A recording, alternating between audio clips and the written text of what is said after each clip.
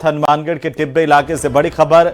राठी खेड़ा में ethanol factory निर्माण मामले को लेकर बड़ी अपडेट है। ग्रामीण कल टिब्बे में महापंचायत करेंगे। एथेनॉल फैक्ट्री का विरोध लगातार ग्रामीण कर रहे हैं। कल ग्रामीणों की तरफ से टिब्बे में महापंचायत बुलाई गई है। जिला प्रशासन ने टिब्बे में इंटरनेट बंद कर दिया। टिब्बे में तैनात किया गया भारी पुलिस जाब्ता। 500 पुलिसकर्मी, 6 थानाधिकारी तैनात होंगे। ज्यादा जानकारी के साथ हमारे संवाददाता राजू रामगढ़िया फोन लाइन पर। राजू, क्या जानकारी है आपके पास? जी बिल्कुल, कल जैसे ग्रामीण महापंचायत कर रहे हैं फैक्ट्री के खिलाफ, तो उसको लेकर एहतियात के तौर पर जिला प्रशासन ने इंटरनेट सेवा आज बंद कर दी है।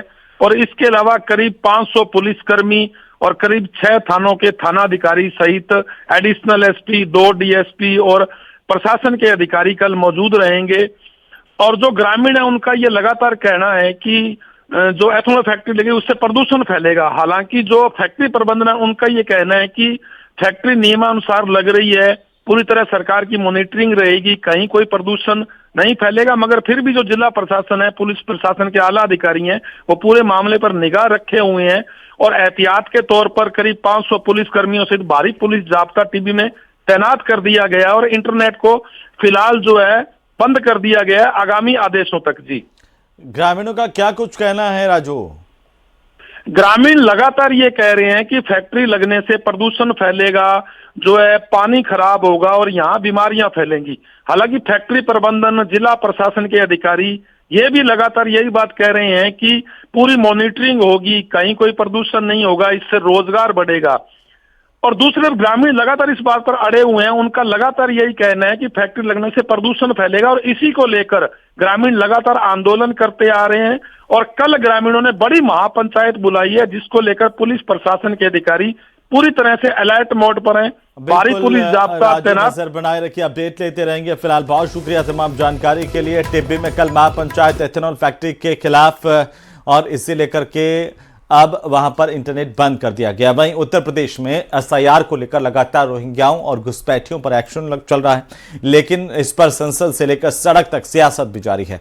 अखिलेश यादव ने जहां एक बार फिर से एसआईआर पर संसद में सवाल खड़े किए, तो वहीं डिप्टी सीएम ब्रिजेश पाठक और केशव प्रसाद मौर्य ने अखिलेश यादव पर पलटवार किया। रिपोर्ट देखिए।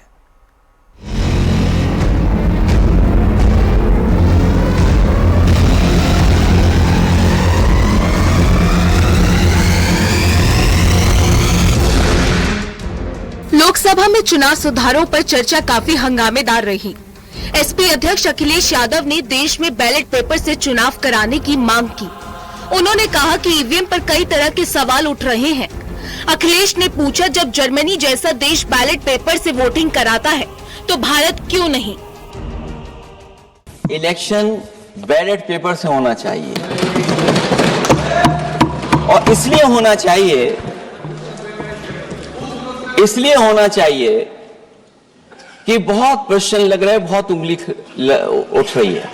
अगर वो संपन्न देश जो टेक्नोलॉजी में हमसे कई गुना आगे हैं, अगर वो स्वीकार नहीं कर रहे ईवीएम, तो आखिरकार हम ईवीएम को क्यों स्वीकार कर रहे हैं? अगर उन देशों में लोकतंत्र है और बैलेट से वोट पड़ रहा है, तो यहां पर भी बैलेट से वोट पड़ना चाहिए। वहीं डिप्टी सीएम ब्रिजेश पाठक ने एसआईआर को लेकर कहा कि कोई भी घुसपैठिया वोटर लिस्ट में नहीं रहे, ये हमारी प्राथमिकता है। बीजेपी के पास अपनी उपलब्धियां गिनाने के लिए सब कुछ है, लेकिन विपक्ष के पास कुछ नहीं है। गणना प्रपत्र फार्म समय से जमा हो जाए, अंतिम तिथि पास आ गई और 100% सत्यापन के साथ जमा हो। हमारी प्राथमिकता है कि भारत निर्वाचन आयोग के निर्देशों के अनुरूप कोई भी घुसपैठिया अवैध मतदाता सूची में न बचे। अखिलेश यादव ने मिल्कीपुर बाई इलेक्शन को लेकर भी निशाना साधा। अखिलेश ने कहा कि उन्होंने धांधली की जानकारी पहले ही दे दी थी। अध्यक्ष महोदय, मैं बाई इलेक्शन मिल्कीपुर की बात करना चाहता हूं। बाई इलेक्शन मिल्कीपुर जो अयोध्या क्षेत्र में आता है, इलेक्शन कमीशन को हम लोगों ने शिकायतें की, यहां धांधली होने जा रही है, चुनाव को हराया जाएगा। वहां की सरकार ने मिलकर के किस अधिकारी को पोस्ट करना है, किसको प्रिसाइडिंग ऑफिसर बनाना है, और हम लोगों ने रंगे हाथ पकड़ा लोगों को। डिप्टी सीएम केशव प्रसाद मौर्य ने कहा कि अखिलेश यादव एसआईआर पर भ्रम फैलाना चाहते हैं, लेकिन जनता सब जानती है। वहीं बीजेपी सांसद भोला सिंह ने राहुल और अखिलेश पर निशाना साधा।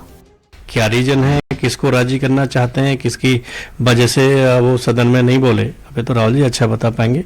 अब मैं तो चाहता हूं कि उनसे पूछिए, कम से कम हमें पता लगे कि क्या ऐसी मजबूरी थी जो राहुल जी कल वंदे मातरम की चर्चा से दूर रहे। SIR को लेकर संसद में ही नहीं, संसद के बाहर भी विपक्ष हमलावर है। यूपी में SIR प्रक्रिया पर अखिलेश लगातार बयान दे रहे हैं, वहीं बीजेपी भी पलटवार में जुटी है। Bureau report, news 18 UP Uttarakhand.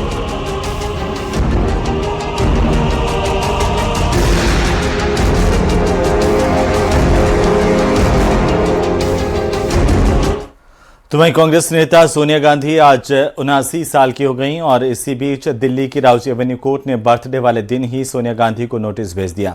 उन पर भारत की नागरिकता मिलने से पहले वोटर लिस्ट में नाम दर्ज करवाने के आरोप लगे हैं। प्रियंका गांधी ने सरकार पर बेवजह परेशान करने के आरोप लगाए। वहीं बीजेपी ने कहा कि कोर्ट के आदेश पर कानूनी जांच हो रही है, इसमें किसी को दिक्कत नहीं होनी चाहिए। रिपोर्ट देखिए।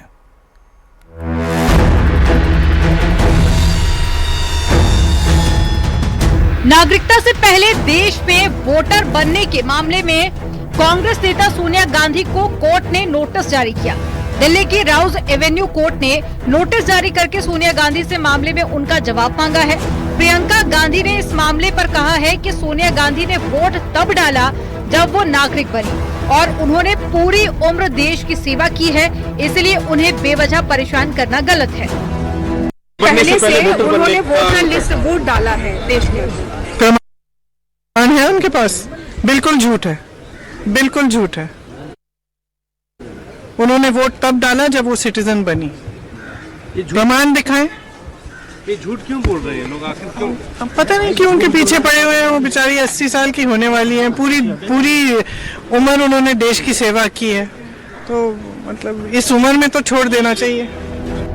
दरअसल कोर्ट में दायर याचिका में दावा किया गया है सोनिया गांधी का नाम साल 1980 में दिल्ली की वोटर लिस्ट में दर्ज किया गया था, जबकि आधिकारिक तौर पर वो 30 अप्रैल 1983 को भारतीय नागरिक बनी थी। यानी कि भारतीय नागरिकता हासिल करने के करीब 3 साल पहले ही सोनिया गांधी भारत की वोटर बन चुकी थी, जबकि हमारे देश का कानून कहता है कि कोई विदेशी नागरिक भारत का वोटर नहीं बन सकता। सोनिया गांधी भारतवर्ष की नागरिक नहीं थी और उसके बावजूद नई दिल्ली पार्लियामेंट्री सीट में इलेक्टोरल रोल में आदरणीय सोनिया गांधी जी का नाम आता है, उसका अर्थ है कि कहीं न कहीं some documents must have been forged. कुछ डॉक्यूमेंट्स फोर्ज किए गए होंगे। नकली दस्तावेजों के आधार पर सोनिया जी भारत की नागरिक नहीं होने के बावजूद इलेक्टोरल रोल में उनका नाम आया था। अब चूंकि जुडिशरी ने सोनिया जी को नोटिस इशू किया है। यही नहीं, आरोप है कि सोनिया गांधी का ये वोटर कार्ड घोटाला है और एक नहीं 2 बार हुआ है।